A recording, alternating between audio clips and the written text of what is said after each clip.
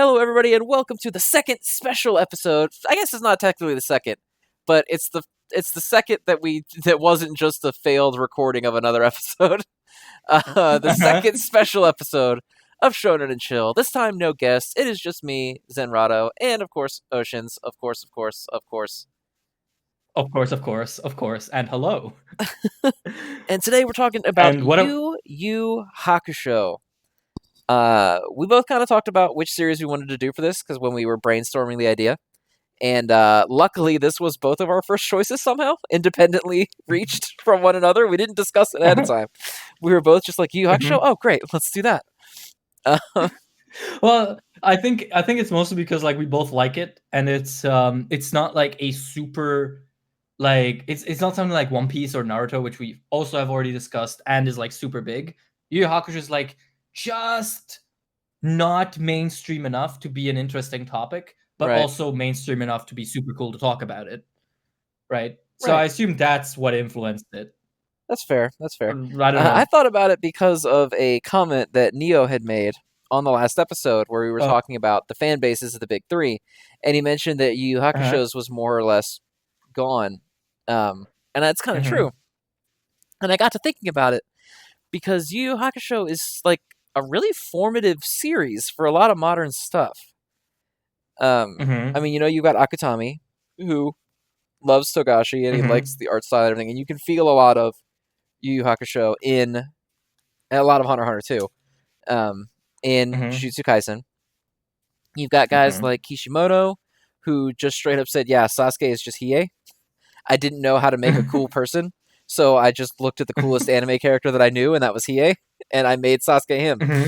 And so it's interesting or weird to me that this is the one that kind of has fallen off, I think, of the mainstream bandwagon, because, back in the 90s, it was a big three equivalent of that era, the golden trio between Slam Dunk, Dragon Ball, and Yu Yu Hakusho. Slam Dunk, I think, was more of a Japanese popularity thing. I don't think it ever really, at least in the States, it didn't explode. I don't know about Europe. But Yu Yu Hakusho was pretty big over here for a while. Here. Slam Dunk did not do much, you said?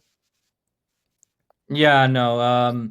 Anime in general here in Europe is a weird thing. It came in waves, and in between those waves, it kind of didn't exist for a while. And Slam Dunk, I believe, was in one of those downtimes when it really like started happening in Japan. And so by the time it could have gotten to Europe, Europe had stopped caring, or it entered into its non-caring phase for another couple of years. Gotcha. But also, I mean, you mentioned the Golden Trio. It's interesting because aside from Dragon Ball, both of the other Golden Trio members are not invoked as much as like the big three are, despite, perhaps having been even more important to certain aspects of the industry, right? Yeah, I mean, well, the Golden Trio, in and of itself, kind of birthed the big three, I suppose you could say. I mean, Dragon Ball being the obvious one. No fan artist in the entire world hasn't drawn some picture of Goku with little kid versions of the big three. But Yu Yu Hakusho too. I mean, you can feel it a lot in a lot more modern stuff. And for me, Yu Yu Hakusho, it may not be the first one ever, but it's definitely the first one, or the earliest chronologically, that I had read that was willing to play so kind of fast and loose with the tropes of the medium. You have things like characters intentionally sacrificing themselves to trigger your trope rage boost that they know will happen if they do that and stuff. I like that a lot, personally. That's like kind of writing that I can get behind. It's just like clever usage of tropes and general genre awareness. So what's your experience with Yu Yu Hakusho? My experience with Yu Yu Hakusho is pretty boring. I watched Super Eye Patch Wolf's Why You Should Watch Yu Yu Hakusho video in like 2016, and I was like, bet, let me watch Yu Yu Hakusho, and then I did. So like my experience with it was very divorced from all of the like historical context of it. I saw it after Hunter x Hunter. That was an interesting experience to kind of see where like Togashi's ideas intersected between the two series and like how they interacted. And I will say I vastly prefer Yu Yu Hakusho. I do Like, too. despite its rocky conclusion, yeah. Yeah. Like, I'll take Yu Yu Hakusho's rocky conclusion over Hunter x Hunter's non-conclusion, right? Well, yeah, Like, for sure. yeah, like, I think there's aspects that they both do better than one another. I lean more toward Yu Yu mm-hmm, Hakusho myself. It was back in the, I guess, late 90s, early 2000s. There was the Toonami viewing block that had like Dragon Ball, Yu Yu Hakusho, and Rurouni Kenshin. And that's where I first started really getting into Yu Yu Hakusho. And mm-hmm, damn, it's really good. Like, mm-hmm, for those of you who have not seen it, spoilers, I guess we should say. We're just going to talk about the plot now. So if mm-hmm. you haven't seen it, Yes. go watch the entire franchise of Yu Yu Hakusho and then come back to this video whenever you finish that in 2 months.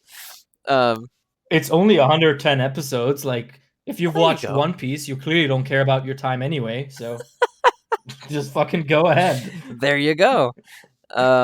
Mhm, Yeah, so Yu Yu Hakusho follows Yusuke Urameshi. Urameshi, it's pronounced differently. Japanese version, it's Urameshi, and the English version, it's Urameshi. I don't know why they changed that one particular thing, because otherwise the dub is pretty extremely faithful. I don't know if pronunciation mhm. just was easier or sounded better or what. I don't know what the logic was, but I'm Well, going to say Urameshi because it's what I grew mhm, up with. mhm, Um, and it follows the story of him coming back to life because he is a shithead kid who gets in fights all the time and skips school and drinks and smokes and yada yada, and nobody expected anything out of him ever, including God apparently. And then he ended mhm. up sacrificing his life to save a little boy, and God and God's toddler son were so moved by this sacrifice that they gave him a chance to come back to life. Uh-huh. And I don't know if you knew this, but the manga and the anime are actually extremely different in the beginning. Okay, Um, I knew it. I knew the ending is different. I didn't know that so the the beginning ending was is sort of different. expanded upon in the anime, where it's more or less the same, Mhm, but it's gone into more mhm, detail. Um, mhm. the beginning of the anime has entire like characters and stuff cut out of it, because in the Okay. anime, if I remember correctly, it's been a while for the anime for me. If I remember correctly, Yusuke gets the spirit egg, and Koenma says, "Yeah, you just have to hang out with this for a while because it has to feed on your energy until we can hatch it." Right. Yes, yes, yes. I remember that. So in the anime or in the manga, he has to go around and do like good deeds and help people to Mhm, make it more positively attuned. So he does things like he mhm. goes and he helps a little girl ghost get over her past and stuff, and he goes and he helps a childhood friend of his gain some confidence. And you know how like in the anime he helps Kuwabara pass that test, and he's Yeah, like sitting yeah. on his table reading him math problems and stuff. That happens as well, but Mhm, that's during this whole portion of him doing good as a ghost to increase his net mhm, positive Pythagorean value of spirit goodness. And it's very long and it's very disconnected. And I'm mhm. assuming that that's why the Okay. anime didn't adapt a lot of it. It's very like Uh, monster of the week. This week, Yusuke is fighting a shape shifting Tanuki who annoys the family, and like that kind of thing. mhm. Um, Okay. the anime Yeah, kind of because like the only anime, if I adapted remember. the big parts of that. Mhm. Yeah, because I remember in the anime when I was watching it, I was surprised at how quickly one got to the Dark Tournament. Like I expected it to take longer, and then you get a couple of arcs of them doing kind of small shit, and then they have the castle arc, and after that it's already the tournament. Hmm. So Like, yeah, okay, that do makes you even that makes recognize more this sense. character? No, Yeah, no clue who that is. her name is Sayaka, and she apparently is in the anime at some point. I've never seen her in an anime episode of it, but I'm looking at Uh anime huh. art of her. But she is from a lot of the Okay. stuff that just got nuked, and they just moved on. Mm-hmm. Um, oh, okay, here it is. In the Okay. anime, she is a spirit inspector for one episode to determine whether or not Yusuke is worthy of resurrection.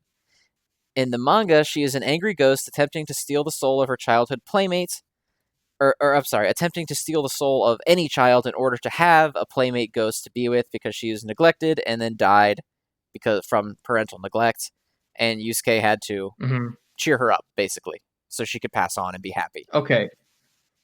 Okay. Okay. Yeah, no, none of that is in the anime, if I No, remember not at all. correctly. The anime is Uh, basically, if I remember correctly, in the mhm. very beginning, it's pretty much Yusuke gets hit by a car, gets egg, helps Kuwabara a couple times, kisses Keiko, comes back, basically. Which is fine. I Yeah, think that more or less. I Yu Yu mean, Hakusho kind of didn't really come into its own until it migrated to a more traditional battle format. Um, mhm, which I suppose would make sense why, especially in early, like a mid to late '90s anime, would want to just kind of cut through that. mhm, Because the anime becomes pretty much one for one with the manga after that point. Like the Spirit Detective arc, all that kind of stuff, like where he's fighting Kurama and Hiei, where he goes to train with Genkai, all that kind of stuff is all mhm, pretty much exactly the same. Um, mhm. but I would say even further than that, I think Yu Yu Hakusho really kind of made its imprint with what you mentioned earlier with the Dark Tournament. Yes, I mean, Toguro is pretty much the face of what many people think of with Yu Yu Hakusho. Toguro and the fight with Yuji, and some people might associate like Yuji's demon form Are you in saying the Yuji instead of arc later. Yusuke? Oh my god, I am. Fuck, I forgot. They're both you. They are both you. They're both yous and they're teenagers fighting ghosts. Yes, but basically Yusuke. Like you, maybe some people might associate Yusuke's like demon form from Chapter Black, stronger with disease. But I would say for the vast majority of people, the Dark Tournament and Toguro are the big faces of the series. Yeah, I would definitely Like agree with that. maybe one could include Hiei's Dark Dragon thing. Yeah, I think that generally, from what I see, at least when people discuss it online, because like Neo said, it is pretty down there on the totem pole of online discussion nowadays. It's Mm-hmm. either the Dark Tournament or Chapter Black, and Mm-hmm. usually it leans toward the Dark Tournament. I think both are really good. Yeah. I think Chapter Black is Mm-hmm. amazing, and I actually think Chapter Black has the inspiration, in my theory at least, is the inspiration for domain expansion. Um, but we'll cover that Mm-hmm. later. Um, Okay. because I want to talk about the Dark Tournament for a little bit, because the Dark Tournament is kind of, at least in my opinion, the quintessential shonen tournament arc. I Mm-hmm. don't know of any that I've read that do it better. I don't know how you feel Mm-hmm. about it. The Dark Tournament, I mean, it's the second time that Yusuke has Kurama and Hiei kind of on his team, so it establishes the Mhm, hero team kind of all at one time. It brings Genkai in as like an actual fighter. mhm, She obviously was just sort of a mentor character prior to that.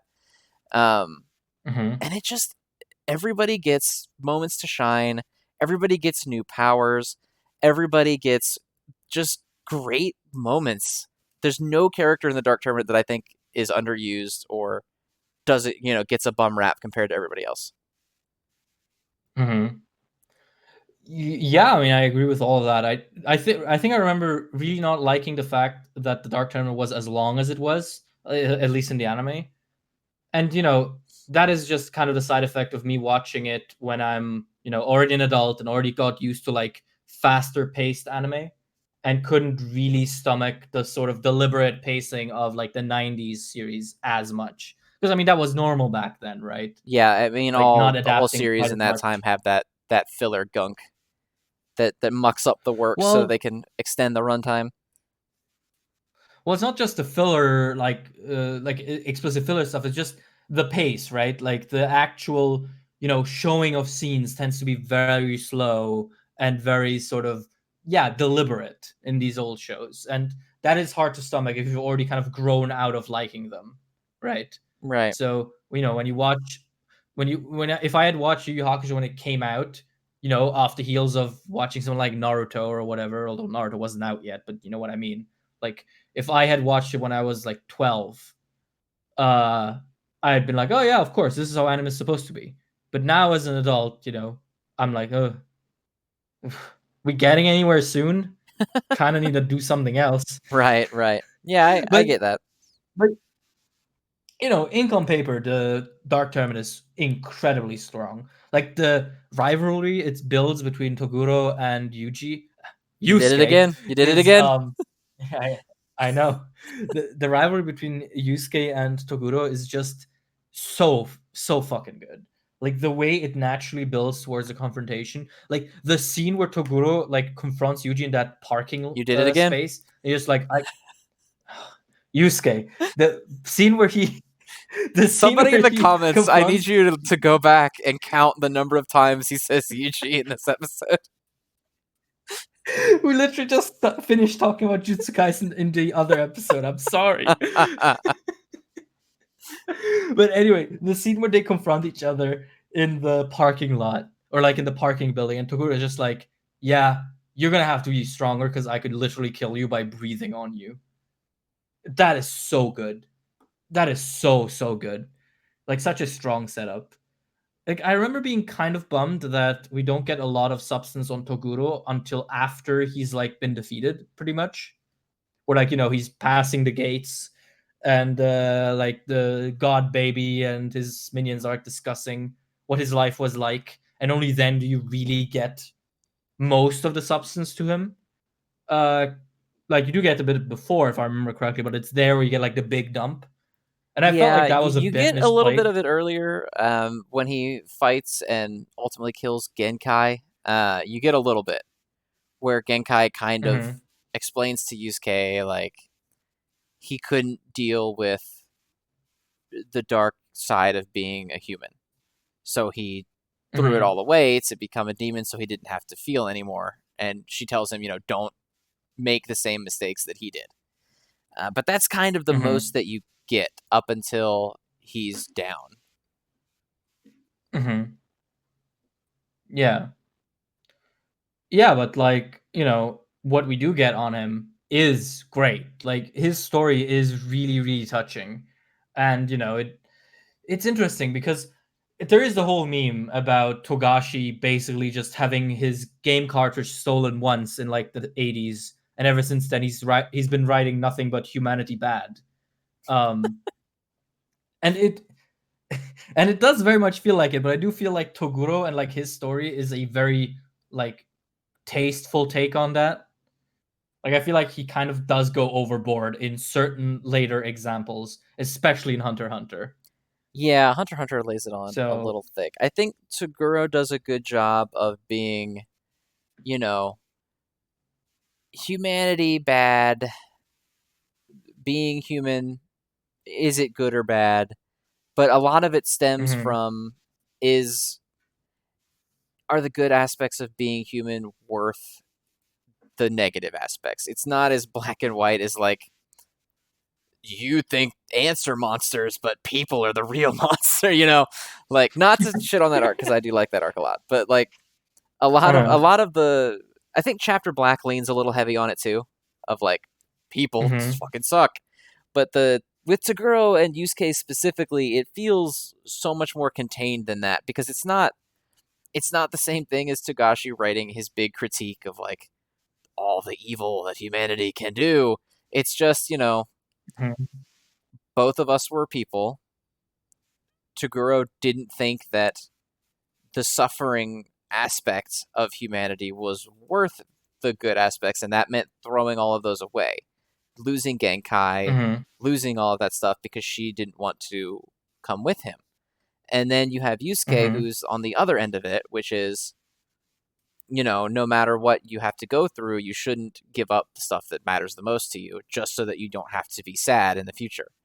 And it's a very personal way to handle that, as opposed to, I have a nuclear bomb in my heart because humans have capacity for violence. It's like, yeah, I do like that Yu Yu Hakusho is mostly not as on the nose with it, and knows when to kind of step back with it. So you never have a situation where the human heart is literally a nuke. Isn't that profound? Um, so I do appreciate that. I in general appreciate the low keyness that Yu Yu Hakusho has, surprisingly, in certain areas. Like Yusuke is not he's not like the most typical shonen character. He's mostly just a jerk, but through the times when he isn't a jerk, he implies a lot about himself. Like he rarely has these moments where he's like, "Oh, I'm actually a good guy." It's more like, I'm still me, but part of me is to believe in people despite my demeanor." And I like that that is handled in a sort of, you know, stomachable way, because it's easy to make that obnoxious, right? Oh Like it's yeah, for easy to sure. make that annoying. Hmm.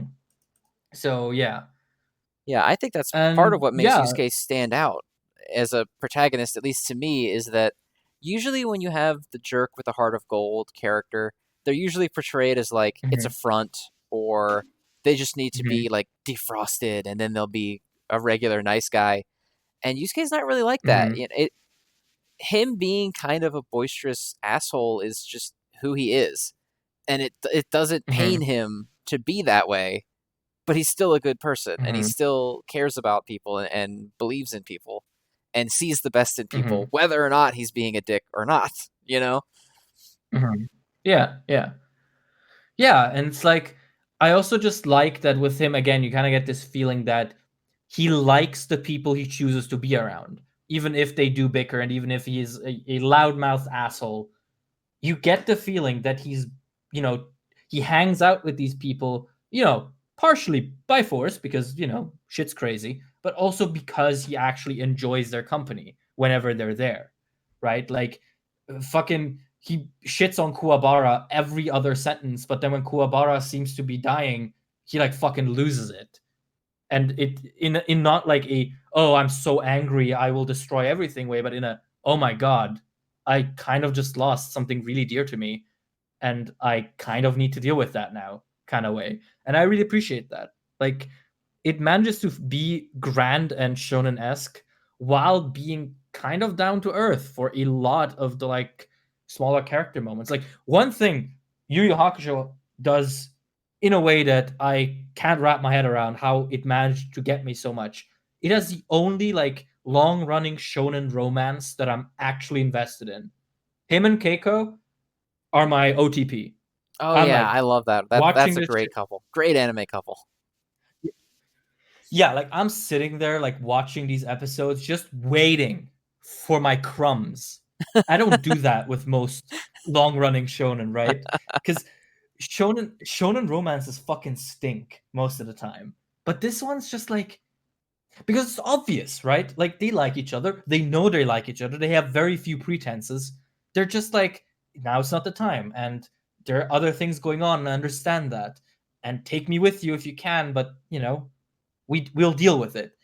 And I just love. I mean, this is kind of shooting into the future bit, but I love where it ends up. Like the ending of the anime, at least, is so sweet. The Such a beach scene at the wonderful. end of the anime is one of my favorite anime scenes ever in And anything. I understand that. Yes, that is such a strong scene. Like, but anyway, let's stick to the tournament for a moment. I also like most of the intermediary fights in the tournament, like which again is kind of rare for a tournament arc. You always have two or three bummer fights Yeah, where it's there's just like, okay, no Sakura versus Ino in this, right? There's no yeah, yeah, like yeah, every tournament has the fights of like these characters are in the show and they have to do fucking something. So let's get them out of the way really quick. Um, there's none of that. Even the throwaway rounds, hmm, because of the way the tournament works, where like everybody's fucking cheating all the time. Every round is hmm, different, so every round feels fresh. It's not just more of the same, and I think that helps to keep it hmm, from getting kind of bogged down in the way that a lot of tournament arcs do, where it's like, oh, okay, it's time for another match between characters that hmm, I am way less interested in than the main character's not fighting anymore, the rival's not fighting anymore. I don't care. There's really none of that hmm, issue in uh, hmm, the Dark Tournament for me anyway. Uh, I I Hmm. really like every fight, to be honest. I can't think of any that maybe Kuwabara versus the Yo-Yo Kid is like the closest one. Yeah, that Um, one's it's not that great. was kind of nothing. Yeah. But Yeah. other than that, I really can't think of any fights off the top of my head that just feel like a waste of time. They either have Mm. fantastic, like actual fight choreography, they have really great character Hmm. moments, or they have both. Hmm. Like, Yeah. I mean, God, you'd that. think that the round. Sorry not to cut you off, but you think that the round of Yeah. No, like go ahead. where Kurama, Kuwabara, Hiei, and the Masked Fighter are fighting the fairy tales, while Yusuke is trying to get the orb. So Yusuke is out of it. You would think that a lot of those fights would be Hmm. just nothing fights, and they're not. Every single one of them Hmm. is either really cool or a really good fight. Hmm. Yeah. I mean, man, the fucking knife's edge duel that he has with that one guy, that is like so effective for like no reason. Yeah, it's literally just Like it's episodes of the just two of them punching each other in the face, and it's yeah, but it's so so good. good. It's so good. Hmm. It's just fantastic. And uh I I wish Togashi came back. God, I know. I wish Togashi We need the miracle get an cure right now. hashtag Togashi text back and need it. Need Togashi need. But yeah, because like his approach to battles, both in Yu Yu Hakusho and Hunter x Hunter, is just very imaginative. Like it's very rare that it's just a straight up brawl, and when it is, there's a real point behind it being a straight up brawl. And so you get these really interesting encounters that end up just being fun to watch and like propulse the characters and the story into ways that are normally somewhat unconventional or more interesting. So Yeah, I mean, good shit. I can't think of any round of the tournament other than maybe the first and the final that's like that doesn't have Hmm. some kind of gimmick to it, right? And I mean, the final Hmm. round Yeah. is every character is built up to have the person that they're going to fight. Like you know who's going to fight Hmm. who in the final round immediately before it even begins. Um, the Hmm. first round just kind of has the basic generic tournament structure because you have to, because it's the first round. You've got to Hmm. establish the setting and the rules and everything. But every fight after that Hmm. is just kind of its own thing, and it's almost like its own contained contest, which I love. Like the second fight is the big battle royale. It's just everybody fighting all at one time. I believe the third fight is the one Hmm. where they are super hardcore cheating and they keep Hmm. eliminating. Like Kurama has to fight a bunch of people by himself, and then Yusuke has to fight a bunch by himself, and then the super injured Kuwabara has to come in and save the day. And then the next round Hmm. has the dice rolls, and it's interlaid with Hmm. Yusuke and Pooh in the cave dying, trying to contain the orb. And then you cut into the finals. It's like Hmm. every round of the tournament, no matter what's going on, there's some crazy high stakes shit going on. Hmm. Characters are getting new powers left Yeah. and Yeah. right. You've got Kurama getting his Yoko form. You've got Hiei learning to control the Black Dragon. You've got Kuwabara even gets Hmm. one with his little magic sword where he has the samurai hilt that he brings his sword through. Hmm. It's just every character gets so many moments, and I love it so much. I think Yusuke getting the spirit orb might be some of the best shit I've ever seen. When It is Pooh is such a trying good to bring scene. him water when it can barely walk, Hmm. oh my god. Hmm.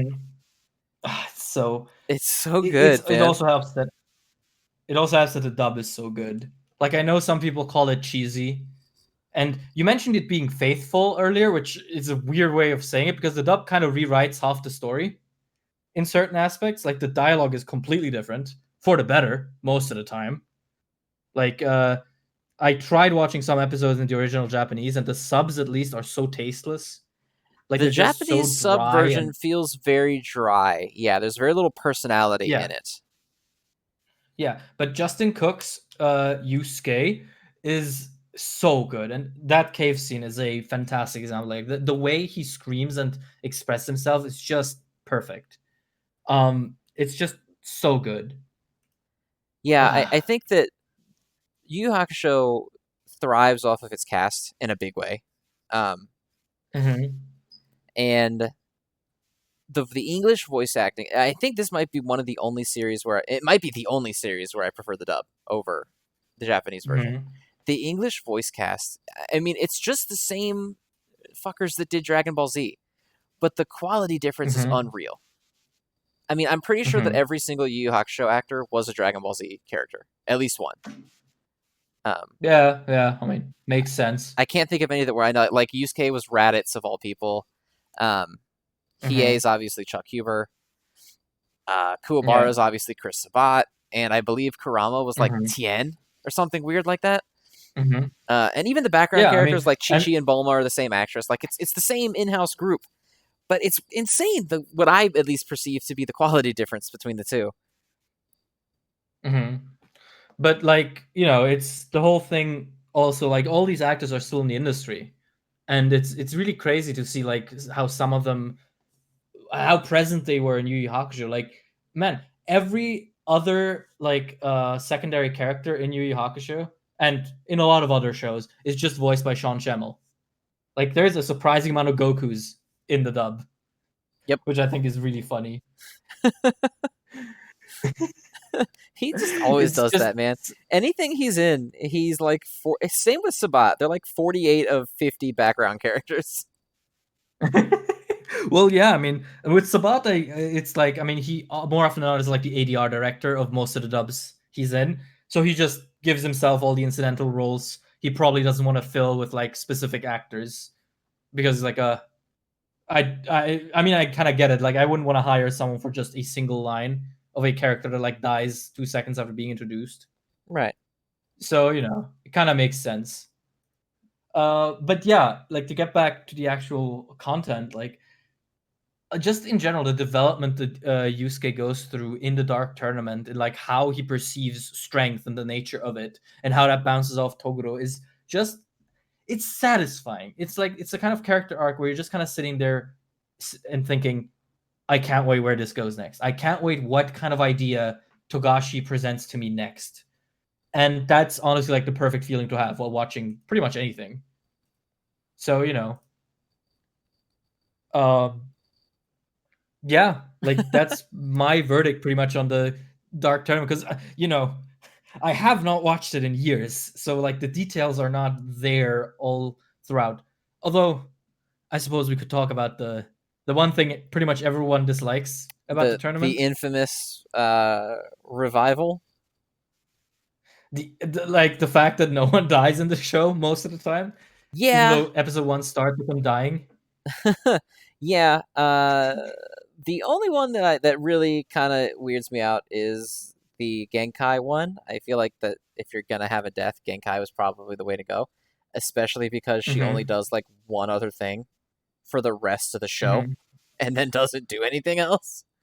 Um, Mm-hmm. it definitely felt weird to bring her back. I don't really mind that no one dies. Other than that, Mm-hmm. I think if you had just let Genkai die, it would have been fine. I think the Mm-hmm. cast of Yu Yu Hakusho is kind of too small to facilitate more than like one major death. Because if you kill one of the Mm-hmm. group, then you have three characters. Yu Yu Hakusho is an Yeah. extremely insular show series in it, like on its own as far as its cast goes. It's pretty much the big four, and then like the girls who are Mm-hmm. non-combatants, and would be pretty brutal to kill them off. Um, Mm-hmm. and Genkai. So to me, Genkai dying against Toguro and passing that on to Yusuke and coming back as Pooh to help him like one last time would have been plenty for me. But there's probably a Yeah. Genkai stan out there somewhere who really loves that helicopter thing that she does for the 1 second Uh-huh. in the Sensui arc. Uh-huh. But yeah, like that's one of those things where in my original watch I remember like kind of being really disappointed because it kind of robs the arc of a bit of its consequence, right? Like, the whole topic of how strength is wielded and what that means for a person kind of is weakened when the results of Toguro's obsession with strength is kind of voided, and Genkai just comes back to life and it's all just whatever. So yeah, that's always struck me as like one of the bigger weaknesses of the arc, and maybe of Yu Yu Hakusho in general. Because like while it doesn't obviously have many characters to kill off, it sure does love to fake out kill people. Yeah, and Like you've got the Genkai Yusuke kill, killed the Kuwabara one. There's a Yusuke one twice, Yusuke. Mhm. and even the little kid. That's something that I really, really like in the chapter Black arc, which we might as well segue toward. When Kurama is playing the video game against the little kid, and the little kid doesn't Uh-huh. realize that if he loses, because he made the game real, he will die. Um, Mhm.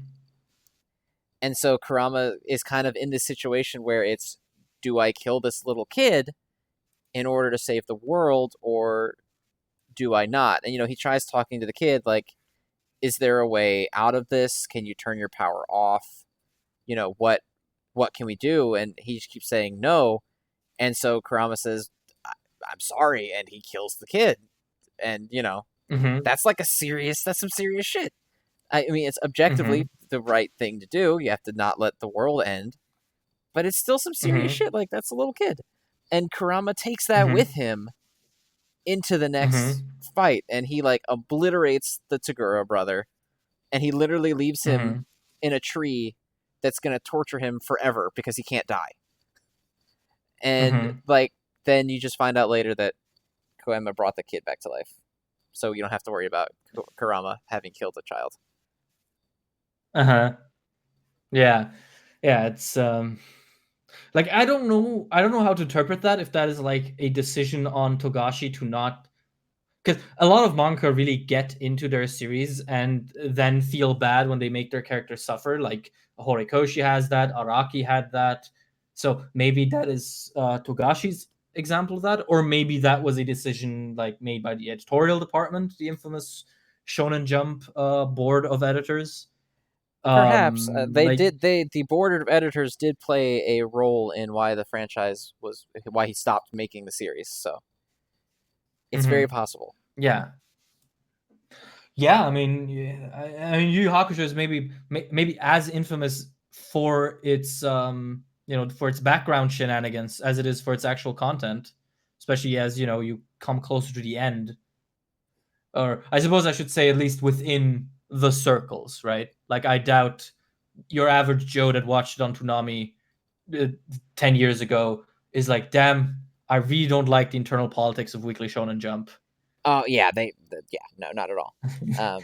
But for those that don't know, basically he ended the series for a few reasons. One of which was his health. His health was starting to deteriorate. That's why it ended so abruptly. If you've read the manga ending is literally like one of the fights in the demon tournament, and then it cuts to Yusuke waking up, and they're like, "Oh, you lost the fight. This is what happened. Okay, the series is over." Like, like Uh-huh. the Yeah. fight between, for example, Yusuke and Yomi does not happen in the manga at Mhm. all. It's completely cut out. Okay. So the anime Okay. expanded upon that a lot when it was made. Like, that's all stuff that's anime original stuff. For the better, Okay. I would say. Um, I would Mhm. say that's a big bonus actually. Um, Mhm. but there might be a purist out there who, no meddling, no no meddling of the franchise or whatever. Um, No additions. no, nothing. You can't change the script in any way. Um, but to Mhm. me, that last fight is really great, and it would not have existed had they not taken a little bit of creative liberty. So, thumbs up to that. Secondly, was the Yeah, I editorial mean. staff. They apparently, so what Togashi said he wanted to do was he wanted to take the characters in different directions. He wanted to kind of deconstruct them a little bit and kind of play Mhm. around with it. And they basically told him, no, the people like these Okay. characters for this reason, and so you're gonna do this with them because it's what people like. That's basically Mhm. what it came down to, which kind of sucks. And it's a little weird because I never know why some series get away with it and some don't. Like, why did Mhm. Araki get away with killing his protagonist, and Togashi couldn't get away with this? Or why did Toriyama have to threaten to stop making Dragon Ball if they didn't let him make Goku age? You know, it's weird. Mhm. The politics of it are so confusing sometimes. Well, probably like the answer to that is probably it just depends on the hyper specific mix of the exact people within the industry at the time, plus the author's own leverage within the board. Like, it's probably influenced by your editor, your supervisor, your board manager, and then of course the big head of Shonen Jump and his like overseeing quota, right? And then it's also influenced probably by like your standing with each of these people. You know, Araki, for example, what we do know is that he was on good terms with literally every single person he's ever met because he's such a weird fucking vampire. Because he's the goat. But yeah, he's the goat. Yeah, no, Araki seemingly is just on such good terms with people that he could get away with a lot of stuff, and he published at a time when that stuff was much laxer. And it's a massive thing. It's a massive thing in Shonen Jump that the changing of the managerial department brings with it a huge change in philosophy for the magazine. When the new guy took over in 2014, that the guy that's still running it, that is when the big Axe enthusiasm started. When series couldn't very regularly can't get past 20 chapters before getting canceled because that guy and his board's philosophy is very much immediate success. Don't waste time on stuff that isn't popular, right?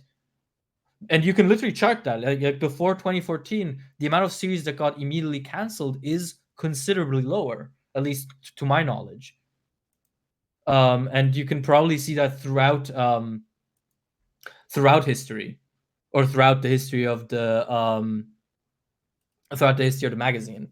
So yeah, I mean, I suppose Togashi just really was dealt a bad hand because I mean he was allowed to go in wild directions with his characters with Hunter x Hunter, right? Yeah, it's Which he wrote crazy to see only very. because in Hunter x Hunter, it almost feels like he can do whatever he wants, whenever he wants to.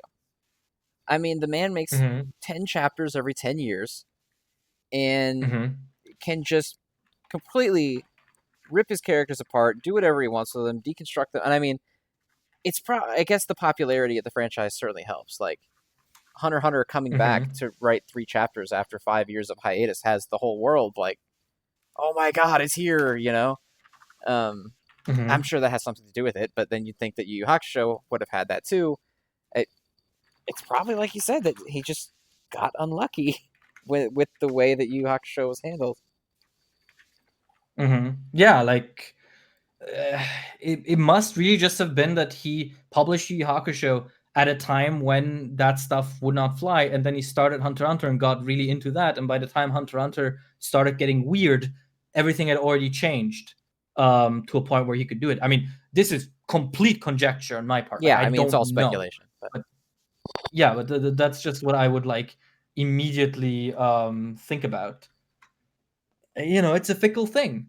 It's like with every job, right? Like your own productivity and your own goals don't really matter if you're the subordinate of someone who doesn't want to have your input be translatable into your actual product. right. So, yeah, like at the end of the day, manga being a manga is a job like any other, for better or for worse, mostly for worse in cases like these.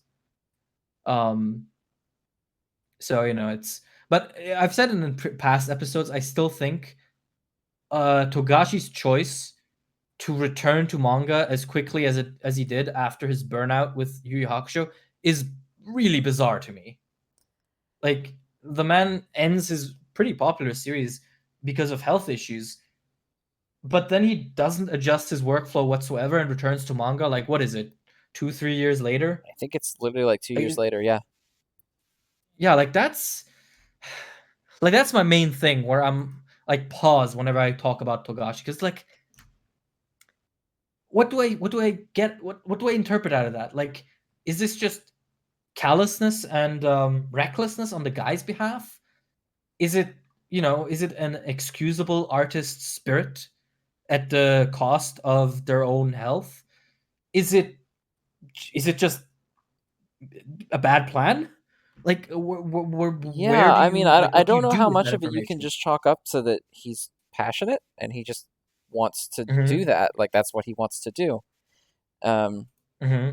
I mean, I guess it's kind of the same as like, hey, instead of releasing one Hunter x Hunter chapter every 19 months, why don't you just get an artist and give him the Hmm. story and let him write it? And like he won't do it.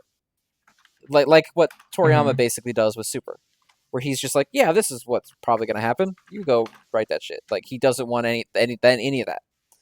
I mean, his wife is a mangaka. She could help. Like he doesn't want any of that, right? He wants to do it all himself. So I don't Hmm. know if it's pride or passion or what it is, but it certainly didn't help his health. That's for sure. Hmm. And Yeah, it's complicated to form an opinion on it as well because of that, right? Because overwork in the manga industry is obviously a huge problem, and you need to take these cases seriously. But then you have to also wonder, well, all of these people are adults with their own agency, right? And when you get someone like Togashi, who makes seemingly very active decisions to return into a job field that he knows is just terrible for him and his health,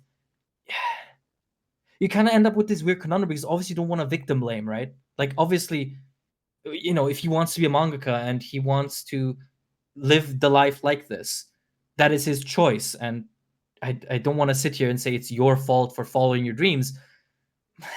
But at the same time, you kind of have to be an adult and realize, hey, if my dreams impact my health negatively to a point where I can't even follow them anymore after a couple of years, is that really the responsible choice? And I don't know. I've only been an adult for like 6 years, right? Like, I don't know what the answer to that is. So, yeah, it's just always a weird thing to try and consider. It's so, yeah, it's just complicated. it's pretty funny That's the how best way I can sum applicable it up. this conversation is to Dabi. Yeah, I guess. As you were saying, I was like, that could be about either one of these people.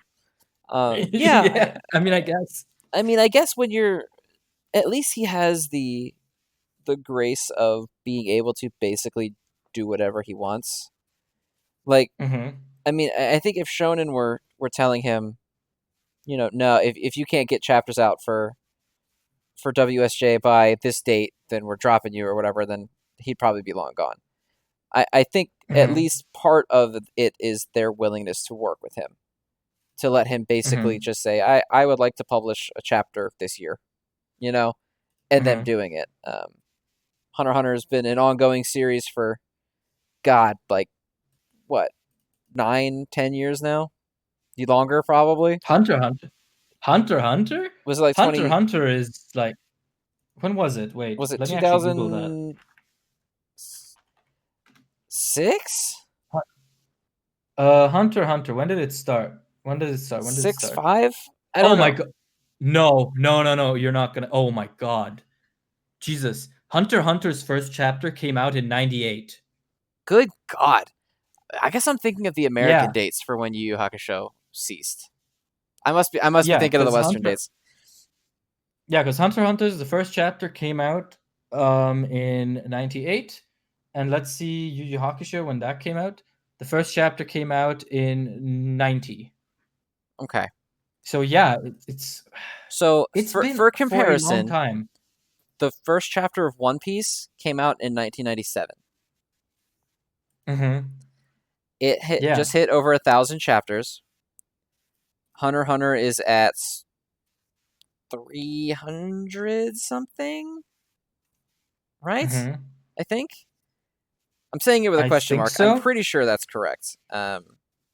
I think so. So I mean, you're looking at, just as a comparison for the amount of time. I mean, One Piece is the most chapters of like any manga ever, and you have Hunter x Hunter that's more or less run Oh. the same amount of time as an ongoing series, and it's got less than a third of the length. Like, Mm-hmm. I I think if Yeah. Shonen Jump was not this gracious with him, I guess I don't want to use the word gracious because fuck them, but he Yeah. should be allowed to do Yeah, whatever yeah, he of wants. course. Yeah, but if they were not like willing to work with him, I think he probably would have said, I have to stop," you know. Um, Mhm. but I think he has a unique opportunity, and far be it from me to tell someone not to follow their dreams. You know, you do whatever you feel is best for you, um, Yeah, even if it's not. of I mean, course. But you know, yeah, but there's of course also the other angle to it, because obviously he isn't just writing Hunter x Hunter like in his basement and then posting the pictures to his wall and no one ever sees it. Like Hunter x Hunter is a product and it has a lot of people invested in it. And so then comes the question, where is the responsibility gradient? Like, is it the responsibility of the reader to be completely okay with the fact that Togashi refuses to, either change or at least communicate what the problem is? Or is it the responsibility of Togashi to, fulfill the implicit promise that is made between reader and author? And there are no clear answers to this. Like, yeah, that's I'm a not tough going to one tell too because Togashi. I think the knee jerk reaction, at least on the internet, would probably be he doesn't owe you anything, you know. Mhm. Um, Yeah. and I don't know if it's that simple. I agree he doesn't owe anyone anything, but like you said, Mhm. there is an explicit understanding after a while when you're recording, you know, these stories from your magical brain, that after a while the story stops belonging to you. You know, Mhm. like look at the whole J.K. Rowling and Harry Potter dilemma, right? Like Mhm. she doesn't owe the people who read her stories anything, Mhm. but the fact that what am I trying to say? The fact that her horrible comments hurts a lot of people that found a lot of solace in her work, I think Mhm. rests at least largely on her shoulders. Because after a Mhm. while, once you produce a work of any kind, when you put something out into the world and it becomes available for public consumption, that belongs to Mhm. the collective culture now, right? Like I can't Mhm. write Hunter x Hunter Yeah. for him and sell it, but at the same time, like Hunter x Hunter is something more than just the manga that he writes in his free time. And Mhm. it may seem silly to say, but there's I'm sure a lot of people out there where Hunter x Hunter means a lot to them. Personally, for me, not Mhm. really. So I'm not as invested in it as I'm sure that people are. Um, but I'm Mhm. sure there's people out there who wait with bated breath every year for that one chapter that comes after 3 years of hiatus or whatever. Um, Mhm. and I don't know. It's a tough conversation because again, I don't think he necessarily owes people to get it out in a way Mhm. that he doesn't want. But at the same time, if you can't do it and you just take your ball and go home, is that better? Yeah, like it's one of those situations where like the answer you have for it will entirely depend on how you view like the relationships between artist and viewer in general, right? Like it's all like situations like these are all over the place. Like look at and George R. R. Martin, who gets upset that his fans keep getting impatient, but the man has been writing the same book for 10 years with no apparent progress. And it's like, well, at some point, you don't owe anyone anything, but you need to understand that when you create a fan base, when you create a franchise, if you don't deliver on the implicit, or in the case of George R. R. Martin, the explicit promise that you as the author make regarding your story, then you are going to have to deal with the fact that that is not a great agreement with some people, right? Yeah, Like, the Martin I think thing I people think is are. a little different in the sense that Martin, like you said, it's more explicit where he's like actively hyping it up and he keeps giving release dates and Mm-hmm. wildly missing them, and then blaming other people for it. Mm-hmm. Like that hits me a little bit differently. Not hugely differently, because Mm-hmm. it's the same ballpark. And I don't know that Togashi's complete radio silence is better or not. I think that's probably up to the individual too. Um, but it's just a weird conversation that, like, at least as the creator, you need to be understanding as to why the people who Mm-hmm. are upset are upset. You know? Mm-hmm. Yeah. Yeah. I mean, yeah. I feel like whenever one talks about Togashi and one talks about like his entire situation, it's inevitable that you stumble upon discussions like these, right? Like, because it's so interwoven with all of his work. Yeah. Well, I mean, Like it's hard Yu Yu to even Hakusho as talk well. about him without discussing this, because no matter what, like, you can't view his work in a vacuum without it. Mm-hmm. Like, the Yeah, infamous it's Hunter x like. Hunter page that's just words. Like, Mhm. you can't. No matter how hard he may not want it to, or the viewers may tell you, "Oh, just ignore it." Like, it's more than just delaying his work. Like, it's in his work. In the case of Yu Yu Hakusho, it ended his work. Like, it Mhm. it's always going to be tied to him as a creator. You can't get rid of it. Mhm. Yeah, like yeah, I mean, really, what is there more to say? It's Yeah, just an unfortunate situation that one can't really get around. And it's, and I keep saying this and people keep getting upset at me for it, but the unfortunate reality is Hunter x Hunter isn't ending. Like there is no way. The man has according to himself like multiple huge arcs planned for the rest of the story before he concludes it.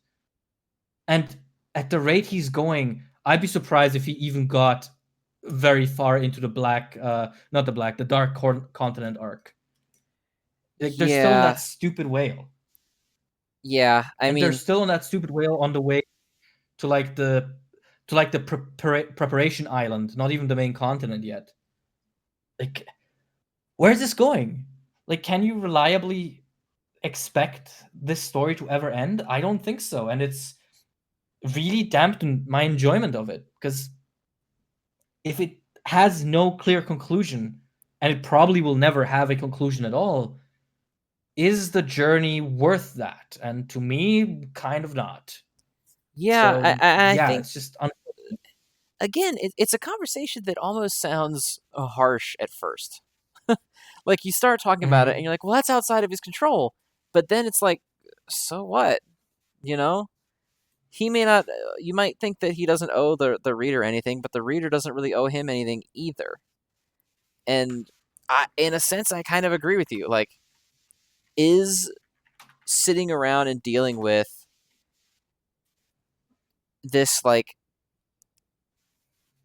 unending series that, yeah, Hunter, like you said, Hunter x Hunter probably not going to end. The man is Mhm. 55 years old, and Mhm. believe it or not, your health doesn't get any better when you get that old. So Mhm. realistically, the pace that he's on right now, he's not going to hit a spurt of, like, just dropping weeklies. He's not just going to roll in and drop a year of weeklies. And think about Mhm. what a year was, for example, for Jujutsu Kaisen. It was one arc over more than a year. So is he Mhm. realistically going to get through all of this stuff? I don't think so. Yeah. Maybe. I Yeah. would like to think that he would. But I think it's perfectly fair to look at his work and include that in your feelings on it. Be it Hunter x Hunter saying, I I don't want to proceed with it because I don't want to watch a series that never ends, or with Yu Yu Hakusho saying, the ending is bad, and it might not be, he might have had to end it early for health reasons or whatever, but it's not the reader's responsibility. No matter how you slice it, the end of Yu Yu Hakusho Mhm. is not good. The anime does its best to rectify it, and I think the ending of the anime is sufficient. I think it's fine. Mhm. But the end of the manga Mhm. is, I mean, it's like 2 chapters of, oh, hey, you got knocked out. Here's all the stuff that happened. Okay, let's go home. Bye. Like, Mhm. it's terrible. And it's reason. Bleach kind of has this too, where Kubo was ill, and he was like, "I'm just fucking done." And they scribbled some shit down, and they sent it in, and they said, "I'm done. Like that's it. I tap out." And that's fine. And I'm not saying that they needed to push themselves to make it better, but you're well within your rights as a reader to judge the series and everything in it, including the stuff that they did not want to have in it necessarily. Like Togashi outright said, like I had more I wanted to do. The editors wouldn't let me do it. I was in pain all the time. I wanted to do more stuff with this arc, and I just couldn't deal with it. I just said, I'm done. And I think you're well within your rights as a reader to judge that. Not the action, but the content. Like, I would never say, oh, how dare you, not work in debilitating pain, you buffoon, or anything like that. But, like, what you put on the page is still what you put on the page, no matter what reason behind it. Yeah, because that's the thing, right? We talked about how the author doesn't owe you anything, but you don't owe the author undying loyalty in every single thing they do, whatever the reason may be. Like, obviously, any reasonable person is not going to blame Togashi for his health issues over the shitty situation he was in. But as a reader, you can absolutely judge the content that came out of that situation, out of that action. I see people. I mean, it's even now when people talk shit about series like, for example, Black Clover, it's sure for someone to come by and say, "Hey, Tabata is really struggling, and he's really not managing to bring much on paper these days because he's a young father, and Shonen Jump treats him like shit." And it's like, that is awful, but I'm judging the content. I cannot make a judgment upon a situation that I don't have a lot of information on a person that I do not follow that much. And if that really is the case in his life, then that is terrible. But the content, to a certain extent, exists divorced from the creator and can therefore also be judged as such. So, but now we're getting into like the nerdy fucking death of the author bullshit, and that's like that's like that maybe explodes the explodes out of the framework of a podcast like this. Yeah, we are a little outside the bounds of Yu Yu Hakusho at this point. Yeah, I don't just want to start like dumping my fucking university lectures on you here. We'll save. I already failed. I do think that death of the author would be an interesting subject for another special episode, but perhaps not this one. Yeah, for sure. I do think it would be an interesting topic to tackle it someday, though, especially because of I think that the anime community is very divided on that. But anyway, Yu Yu Hakusho, it's good shit. Yeah, Yu Yu Hakusho is fantastic shit, man. Chapter Black, if you want to move on from the tournament a bit, Chapter Black is so cool.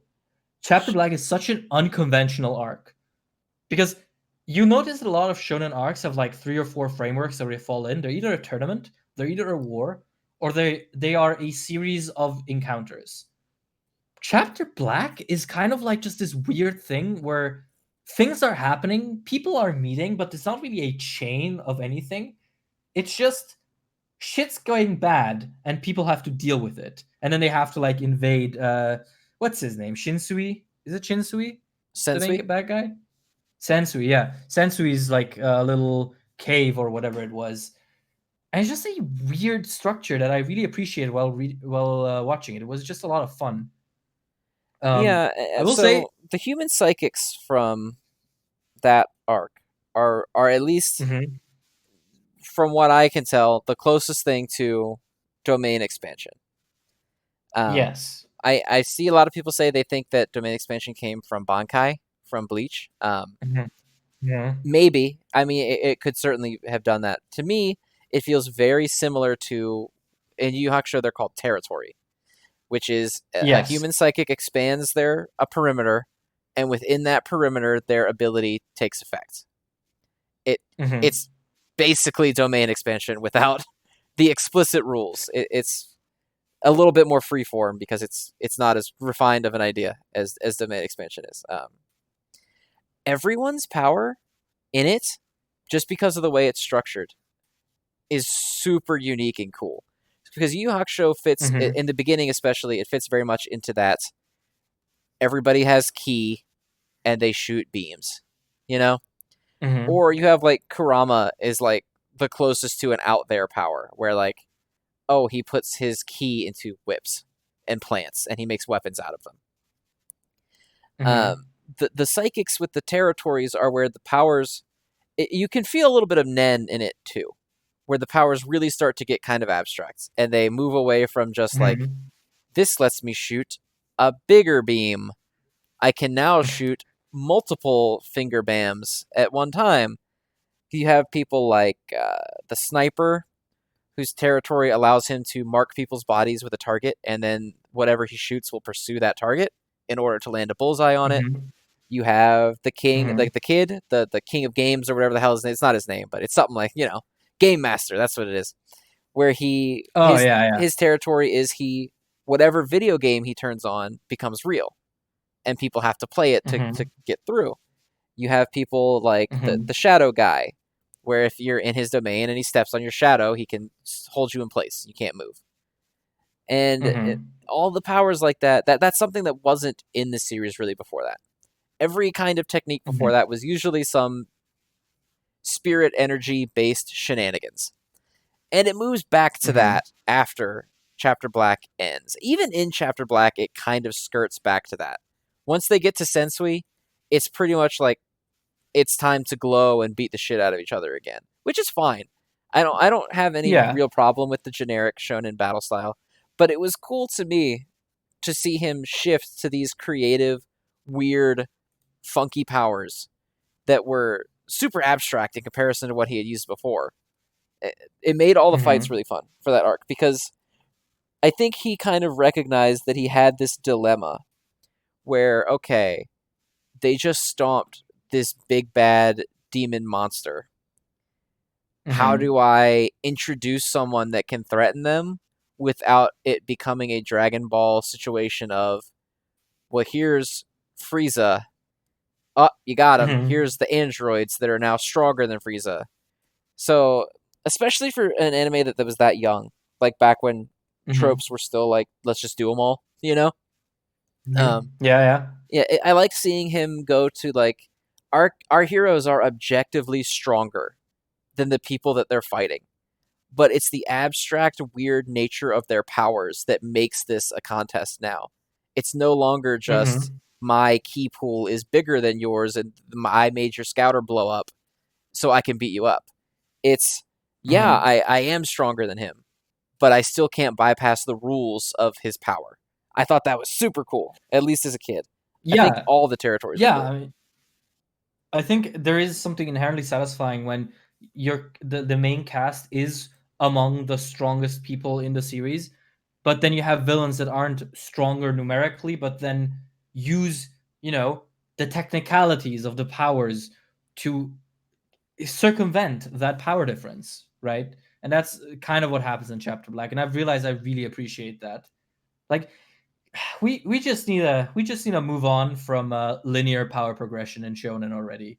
Like, Dragon Ball happened, we can move on. Like, we've all seen where it can lead. Give me some nice non-linear power progression that works off of weird concepts like domain expansions or territories. I mean, it's also fun that domain expansion was called territory for a while before the translations really settled. Yeah, like I said, at least in my head canon, this is where domain expansion came from because it really is just the same thing but more refined. Um, Mm-hmm. and maybe I could be completely wrong. Maybe it is Bankai. I'd be totally cool with that too. But it doesn't feel so much like Bankai to me, at least. I mean, it could be either or because Could be both. Akutami I don't clearly know. loves, yeah, loves both of them, Kubo Hmm. and Togashi. Um, Now Sensui had that whole thing going with like the multiple personalities, right? Yeah. So Sensui's whole thing was he was like, you know how in Hunter x Hunter they're like, oh, Gon is so innocent. He just doesn't get it. Uh, Mm-hmm. Sensui is like that too. His whole thing was like, the world is black and white, and that's it. You are good or you're evil. There is nothing in between. So Mm-hmm. when he found the Chapter Black tape and he saw all the awful shit that humans were doing, um, he's not able to parse it. He wasn't able to mentally say like, oh, there's good and bad humans. He saw humans doing shitty stuff. It was like, oh, so they're evil. Okay. And then he snapped, and basically to keep himself together, he has a bunch of alternate personalities that like are different Mm-hmm. aspects of his psyche, and they embody different aspects of his power, basically. Mm-hmm. Yeah. Okay. Yeah, I remember that. And I remember when I first watched that, I was like, that's kind of weird.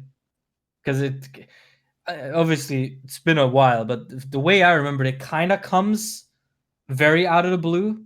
Like they just suddenly talk to you about how he has multiple selves, and you're like, okay, guess we're Yeah, doing they this they kind now. of just drop it on you in the battle where they're Mm-hmm. fighting him, and then you find out that the persona that he has been the whole time is not the real one.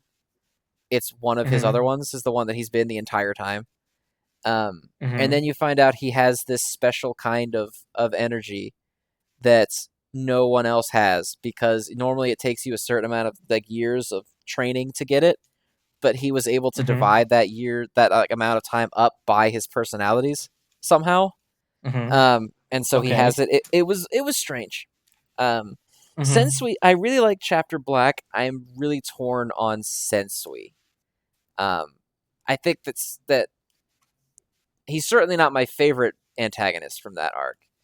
He has a lot of stuff Mm-hmm. that's really interesting about him, and a lot of stuff that feels really strange. Like, you know, Mm-hmm. he wants to destroy the world because he thinks the humans suck, and he thinks that demons are good, because if humans are bad and they're against demons, then demons must be good. And so he's gonna Mm-hmm. break the barrier between the human and the demon world and let the demons kill everybody, basically. But then they Mm-hmm. kind of whitewash it a little bit at the end, and they're like, actually, he had like super AIDS, and he was gonna die anyway, and he just wanted to lose to a worthy opponent, and he found that in you. And I like that. I didn't like that. They it Yeah. was weird Uh, to go out of your way to humanize this guy that you have kind of said is a genocidal monster. Um, Mm-hmm. and I think it kind of takes away from him as a villain a little bit, because like, I don't know. I think that the posthumous actually he wasn't so bad. You can only do that so many times. I liked it with Toguro Yeah. because it wasn't so much that Toguro wasn't so bad. It was that he knew that he was wrong and fucked up. And he Mm-hmm. was just like regretful and took his lumps and dealt with it. Whereas with Sensui, it feels a lot more like, oh, he was just this misunderstood baby that was just wanted to be happy. And so he manipulated all these humans into fighting to the death for him and tried to destroy the world. And it felt weird to see the Mm-hmm. characters almost mourn him when he died. Like, because he had Mm-hmm. mega cancer, that it was okay that he was doing these things, or more understandable. And I never really Mm-hmm. particularly liked that aspect of Sensui. Yeah, I mean, in general, the fucking what is it? The whole trope of like, oh, he dies because he has the super cool disease that makes him a tragic victim. I didn't like that the first time I encountered it, which is Itachi, which is just that is like borderline brain dead the way Naruto uses that one. Because he's like, oh yeah, he actually had a illness that was never mentioned before, that will never be mentioned again, and in of itself only exists within two pieces of dialogue. But because he had that illness, the plot happens. It's like that's so dumb, and I didn't like it either with Sensory. It's just it feels like a cop out most of the time. It just feels like I need a way to get the pieces in position for like whatever I have planned next, and I don't know how to do it elegantly. Cancer. Yeah, it's So like, yeah. it feels like an attempt to manufacture moral ambiguity where there should not be any, right? Like, even if he Mm-hmm. had cancer, I do not think that Sensui's actions become ambiguous. It's still awful, and he's still awful. And Mm-hmm. I don't, well, one, I don't think there's anything wrong with writing a character who's just awful. That's fine. Characters can be bad. Mm-hmm. And characters who were formerly good people can become bad people. That's okay. And Mm-hmm. I think it became even worse for me when the characters themselves kind of responded like forlornly over his death. Like, I don't know. It bugged me that they were Mm-hmm. like, "Oh no, Sensui," but it's like he just killed Yusuke 10 minutes ago. Like, why are you you wanted to kill him 10 minutes ago, and then you found out that he had cancer Mm-hmm. the whole time, and now you're like, I don't know how to feel about him. And like, I to an extent, I get it. Like, tackling mortality is tough and creepy, and like, obviously, it can color someone's actions, but you don't see anybody in the real world being like, "Oh yeah, he was a shooter, but he had AIDS." So you know, So clearly, it was all fine. yeah, I don't know how to Like, feel about him because obviously. he had nuclear herpes or whatever. Like it's not like Nuclear that, herpes. And I think there are ways you Um, can do it in a series that are okay. Like mhm. I guess I don't have an example off the top of my head because I generally hate this trope, but there are ways to do it that wouldn't Yeah. offend me horribly. Um, Mhm. and I think you could have included it for Sensui had you kept the characters less sympathetic toward him because of it. I think that's what really took me out of it was that Yusuke and them Mhm. almost seemed to kind of feel bad for him after the fact. Mhm. I don't Yeah, know, bugs me. it feels very disconnected because the thing is, Sensui is such a like beast for most of the story that he's in, and so that like last minute heel turn is just not effective. It more than anything just cheapens most of what he does in retrospect. Because like, oh, we're supposed to feel sympathy for him now because oh, he was sick with an undefined illness that like didn't matter until it had to magically absolve him of his sins. So Right. yeah, that's always been a bit And it's disappointing. weird because it's interesting that the terminology used was absolve him of his sins because that was kind of what the whole theming of the arc was, right? It was like measuring the sins of humanity versus the good that they do. Because the chapter Black Tape is Mhm. all of the evil that humanity has ever done. But there Mhm. is an opposite Mhm. tape that's all of the good that they've ever done that just doesn't really come up because it's not that important to the plot. But like the ultimate point of it is that Sensui is wrong because he can't like parse the shades of gray in the world. Like he comes to this horrible decision Mhm. because the sheer fact that people can suck, but not all of them, is beyond his ability to understand. And he's meant to be portrayed Mhm. as wrong for that. So for him to do all this like really objectively wrong stuff and then the story to be like, oh, but it was morally ambiguous because he had cancer. It just feels so ham fisted Mhm. and lame and not good enough. Yeah, it's unfortunate, but hey, at least the fight is cool. The fight's great. All the fights in that arc are really good. I can't think of any that I don't like. Mhm. Even the ones that aren't fights, like the Game Master one, incredible. Uh, Mhm. the fight against Sniper, where Hiei finally comes back and saves Yusuke because Yusuke is pussyfooting around because he doesn't want to hurt people. That was a great aspect of Chapter Black Mhm. too. It's the first time we fought humans. Yusuke had always been fighting Mhm. either spiritually charged people in a non-lethal setting, like a tournament where he can just knock them Mhm. out of the ring and say bye bye, or demons, and that he obviously does not feel particularly bad about killing. Um, Mhm. but this is the first one where he has to kind of come to terms with I might have to kill people. And that's a big theme of his fight Mhm. with the Doctor, where the Doctor basically unleashes his domain, which makes everybody in it sick. He like can release these spiritual bugs inside of his territory. And if they bite you, they Mhm. like poison you. And he can turn it off, but he says the only way he'll turn it off is if Yusuke kills him, which Yusuke absolutely doesn't want to do. And he does Mhm. eventually kill him. And they kind of cop out of that too with Genkai giving him CPR basically. She jump starts his heart. Mhm. so that he doesn't die, so that Yusuke doesn't feel bad for having killed Mm-hmm. someone. Um, Mm-hmm. that's a big theme in Yu Yu Hakusho. Our heroes have to make a difficult choice, but then they have to be absolved of any guilt from it immediately. Yeah, yeah. Yeah, it happens with Yusuke here, and almost Which, immediately with Kurama afterward. Um, mhm. but it's I don't know. There's so many aspects of it that I really love, and I was talking to someone on Twitter, and I basically said that they asked why I said that I liked Jujutsu Kaisen more, and I think it's almost this exact example that Jujutsu Kaisen feels like a spiritual successor to this series, but more refined, Mhm.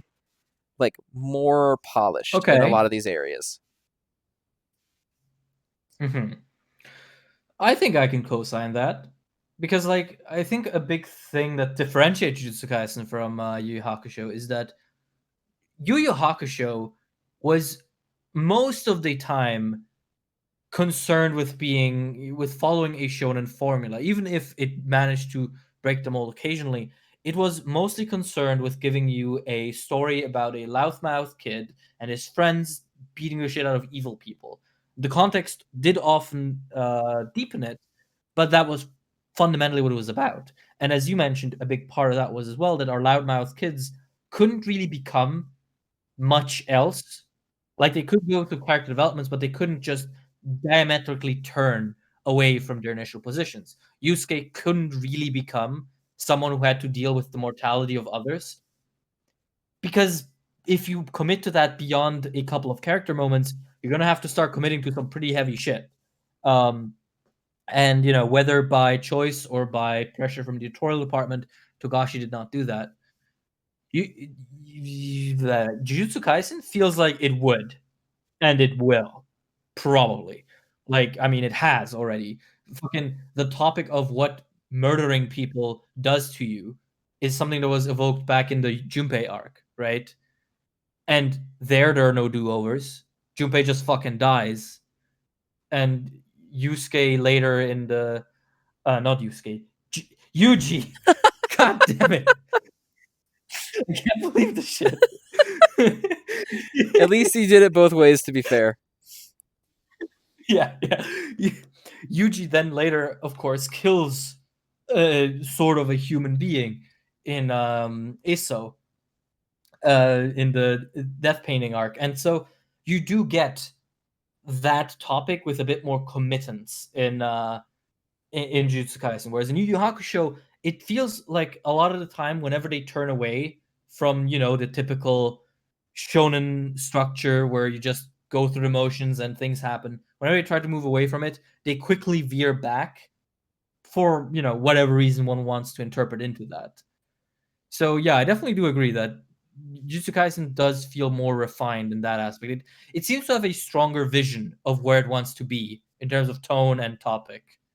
Yeah, and I think that one of the biggest missed opportunities for Yu Yu Hakusho, for me at least, is that like you said, that it's very dependent on a shonen formula, but it's willing to subvert a lot of tropiness about itself, or intentionally invoke it in some cases, like with characters sacrificing themselves because they know that it will power everybody else up if they do it. It happens twice. It happens with Kuwabara, and then it happens again when Yusuke intentionally just lets Sensui kill him so that it'll amp everybody else. Like, that's Mhm. playing with the tropes, and it's playing with all this stuff, and I really love that. But it's very determined to almost have a sitcom ending of every arc where everything has to go back to the way it was. The arc is over, the Mhm. mission is accomplished, the villain is beaten, and now it's time for normalcy again. And it Mhm. makes the show feel kind of disjointed, at least to me, where like characters can remember events that happened to them, but there's no real lasting consequence other than some maturity increase, especially on Yusuke's part, where he becomes a little bit, Mhm. progressively less of a shithead as the series goes on. Um, Mhm. Yeah. but everyone has to still kind of be who they are, you know. Like you said, Yusuke can't Mhm. suddenly tackle a heavy topic that fundamentally changes him, and I don't think that that's in and of itself a problem. Like for Yusuke, I don't know that Yusuke would be as Mhm. great as he is if he was a character changed up on who he is, because a lot of his whole thing is being himself in a special way. But like, God, it really feels like every arc just has to end with like, time to go back to school, and life is normal, and we are Mm-hmm. normal kids doing normal things, and there's no fallout from that at all until the very end. The Yeah, very end, yeah, it abandons that. yeah, But pretty much. Mm-hmm. Yeah, I mean, I suppose at the very least, whenever they do go back to school, their outfits are banging. they do have the best Like school uniforms that's in, the other. like, holy shit, what good Yeah, school in uniforms. general, fits in general, Yu Yu Hakusho is really good at. Like everyone looks really good. Like Yeah, some of everyone's the stuff design is Botan good. Like, wears is even so even fun. ignoring clothes, like just from a character design perspective, they all look great. Mm-hmm. Yeah, no, it's really good, and I like also that they're not always wearing the same clothes, because that seems to be a thing in shonen a lot of the time, or manga in general, where they just always wear the same stuff to be recognizable. But like Yusuke has almost a different outfit for every single like event in the story, not just arcs. Yeah, I mean, he changes Like, outfits all the time. He uh, has like the school uniform that he wears for a while. Then he has the Genkai arc where he wears like the jeans and the tank top. Then I think in the Dark Tournament he's got like the mhm. coat, and then he switches to the martial arts outfit. Like, all the characters definitely, like, they have ways of being recognizable other than their stock outfit. You know? Mhm. Yeah, yeah. Like I think that also speaks to the strength of both the designs and of Togashi's guiding hand, obviously, that they can issue out of the typical trope of, oh, I wear my one orange jumpsuit for the entirety of my life. Um, so yeah, I really like that about the series. I really appreciate that. Um, but is there, now we've covered Chapter Black? Is there anything? Do we want to talk about the final arc? Because that one's the fuzziest in my memory, Yeah, we aside from should like the probably talk final about it a little episode. bit because it has some of the bigger plot reveals in it. The Three Kings arc, which basically reveals that Mm-hmm. Yusuke is the descendant of an ancient demon king named Ryzen, Mm-hmm. which means that he Yes. has demon blood in him, which is why when he's killed by Sensui, he comes back to life, because he is Mm-hmm. strong enough to activate his demon side, basically. And the justification for why it Mm-hmm. didn't happen when he died the first time was that he just didn't have any power. So his blood was dormant. Mm-hmm. Now that he's so strong, it Mm-hmm. can activate when he dies. Mm-hmm. And so the remainder of the story takes place in the demon world. Kuwabara and the girls are left behind. So the primary characters are just the main three: Yusuke, Kurama, and Hiei. And then they have some offshoot characters from the Dark Tournament come back, like a couple of the ninjas and a couple of the fairy tales and the guy who does the knife edge brawl. They all come back to Mm-hmm. participate. And the beginning of it is sort Mm-hmm. of like, demon diplomacy, where the demon world is basically divided into three armies led by Yomi, Mm-hmm. Makuro, and Ryzen. And Ryzen is aware he's Mm-hmm. going to die soon because he's no longer willing to eat humans because he fell in love with one. Um, Mm-hmm. and so he wants Yusuke to take over, basically, and uh, become his heir, more or less, to control his territory when Ryzen dies.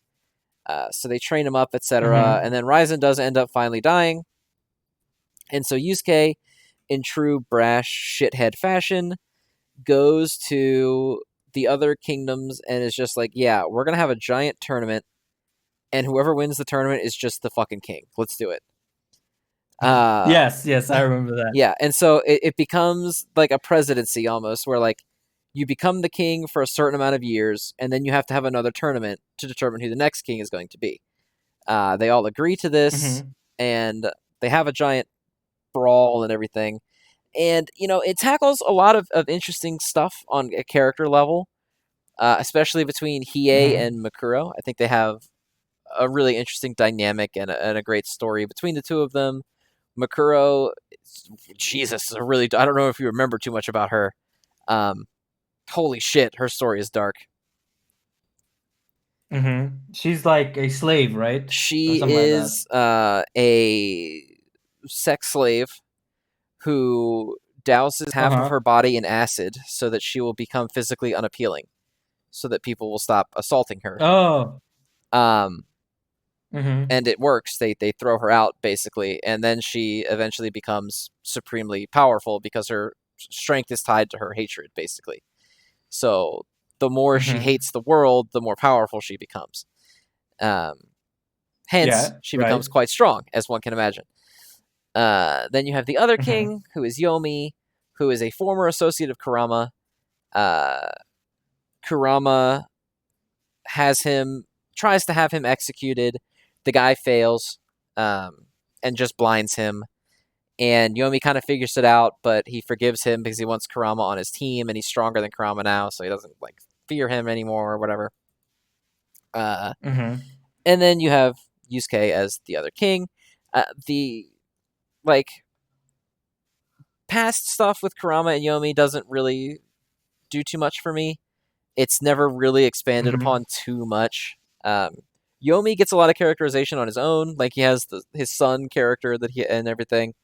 But his actual relationship with Kurama Mm-hmm. sort of just feels like we got to get Kurama into the plot, and we have Yusuke's reason for being here, and we've generated a reason for Hiei to be here because Hiei's backstory is also pretty brutal, if you remember his.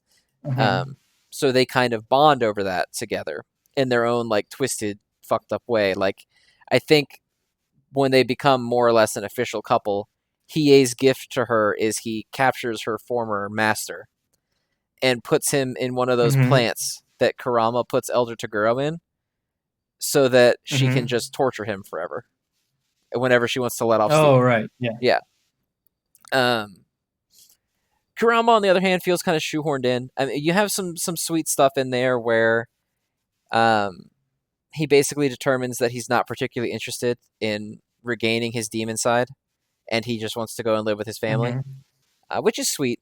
Mm-hmm. Kurama never really felt like he was ever on the cusp of not doing that, though. Yeah, like he actively wanted to get his Yoko form back, but that was mostly just for power, so he didn't die. Uh, I never Mm-hmm. really felt like he was going to leave, you know? Despite him saying his original plan was to stay. I mean, he was gonna kill himself to save his mom in the very beginning arc. So him reaffirming that he wanted to remain human again just kind of felt like people really like Kurama and we have to have him here, which is fine. I really like Yeah. Kurama, Yeah. so I wanted him there. Um, and you have kind of the exact same growth with Yusuke, where Yusuke leaves and he goes to the demon world because he wants to learn about his past and kind of embrace his heritage. Um, and he tells Keiko to wait for him and that he'll come back one day. And that's when you transition Mm-hmm. to the beach scene at the end, where it's a time skip has effectively happened. Um, Everyone's Mm-hmm. older now; they've graduated from school and whatnot. Um, and Keiko finally snaps, and she says she's been waiting for years and years, and she's not going to wait anymore because it's unfair to her. And then she turns around, and Yusuke's standing right there. Cue theme song Yes. and adorable splashing in the water together, and the big damn kiss trope right at the end. Um, Mm-hmm. with the caveat that Yusuke says, he's going to go back and compete to be the king of the demon world every time it happens, but he wants to stay in the human world with her. It's very cute, very sweet. Comes with the kind Mm-hmm. of sad caveat that Yusuke will outlive her by thousands upon thousands of years, um, Mm-hmm. because he is a Yeah. long-lived demon now, and she is still a human. So that's sad. But they don't make you Mm-hmm. think about that because they end the series after they kiss. So you don't have to tackle that Yeah. aspect of it. Yeah, exactly. Like, who really wants to think about the horrors of mortality when that banging opening is playing? Oh, dude, it's such a good scene. What a good finale scene. I mean, she runs Yes. up What to a. him, gives him the tackle hug. They kiss, they get hit by a wave, and then they rush off into the water, and everyone just runs into the water with them, except for, I think, Kurama and Kuwabara's sister, who are above it all, are standing on the beach just Yeah. laughing. And it's just like slow-mo Also, of my them favorite having a good quote. time. And my favorite quote from the entire series is actually from that scene, which is when Keiko starts splashing Yusuke and he says, "Careful, I could literally throw this ocean on you." He does say that. Yeah, it's one of my favorite quotes in all of manga because it's so self-aware. Yeah, it's just such a like a a lot of characters don't acknowledge like their ridiculous strength in lore. Like in Dragon Ball, nobody's ever like, you want to mess with me? I'll blow up your planet. you know. Mm-hmm. Um, yeah, it's such a good line. It's such a good. Everything about the ending is so great. You have to check up on everyone. It ends with like a nice Mm-hmm. little "Where are they now?" thing, where Hiei is working as a border guard, basically, to make sure that no humans Mm-hmm. accidentally wander into the demon world, and if they do, he just sends them back. He wipes their memory and sends them back. Um, Mm-hmm. Kurama living with his family. He's going to go work at his stepdad's company, and Yusuke and Keiko open a ramen shop together. That's adorable. Mm-hmm. What It's a so God! What a good ending! heartwarming. What a cute little ending! It's so much better than Mm-hmm. the mangas, man. The manga endings suck Doesn't so bad. Isn't Yusuke's dad like a yakuza in the manga or something like that? And his Um, mom has to like deal with that. I don't recall them ever seeing his dad. I think it's just kind of understood that he is one. Um, Mm-hmm. I don't think his actual character is ever really a big deal. Um, Yeah, no, no. I just remember while I was into it and I was looking stuff up on the wiki, I remember reading that there's like a scene where his mom is like receiving money from the yakuza or something like that, and that like ties into it. But I'm trying to recall a vague wiki phrase from 5 years ago, so don't take my fucking word for it. yeah, the mom is kind of like the stereotypical bad mom. She drinks, she smokes, Hmm. she neglects Yusuke, but she does still care for him. The mom's role in the anime is actually wildly reduced. Um, Hmm. in the manga, she goes to the Dark Tournament as well, and I don't remember Hmm. if she is replaced by Kuwabara's sister or just removed. I don't remember if Kuwabara's sister goes in the manga or not. So it's either Yusuke's mom was just taken out for some reason, or they replaced her role in the narrative with Kuwabara's sister. I am not 100% sure which, but she's a much more present Okay, character in the manga. And yeah, I her see. whole I thing is that see. she's rowdy. Like she get all of Yusuke's bad habits he gets from her. So like the drinking, the smoking, the fighting. It's like she gets yakuza money because they're afraid of her, that kind of thing. Okay. Okay. Well, I mean, honestly, I can't say it's making me feel like I missed much by not reading the manga. Kind of feels like the anime was a superior experience. In my opinion, it is, and that it's very rare that I will say that. Um, Mhm. but yeah, So in we my have opinion, both, it is. and the anime is better and the dub is better. That is like two rares I for you, my know, man. man. Like, what kind of crazy fucking alternate timeline episode of the show is this? Hey, at the very least, you have Jujutsu Kaisen where the dub sucks and the anime doesn't suck, but I would still say the manga is overall still a better product for the most part so far. That's true. Jujutsu Kaisen is just good at everything except dubbing, apparently. Yeah, it's so annoying. It's so I really wanted that dub to be good, but yeah, if you're one of those people who thinks that like the MHA dub or Attack on Titan dub is bad, go watch the Jujutsu Kaisen dub. That's what an actual bad dub sounds like. Yeah, that like. Like people are Mm. like, yeah, people are like, oh, but they changed a couple of lines here and there in MHA, and like, oh, Deku's voice actor sounds two pitches different than the Japanese. It's like, no, shut the fuck up. Go listen to Yuji sound like Gumball, Yeah, and he sure go does. to like Megumi and go sounds to like like Batman. Megumi, like Shadow the Hedgehog as like the only person who really sounds good is Sukuna, and even then, it's not my favorite performance of Ray Chase. Yeah, And I like like Ray Chase a Gojo, lot in general. I think he's a mhm. fine Sukuna, but I think he's not anything more than just fine. Yeah, and then Keiji Tang as Gojo should have been a phenomenal performance, but it's kind of whatever. Like bordering on bad occasionally, even, which is a huge shame for someone like Gojo. Makes you wonder if it's But just bad voice direction. I don't know.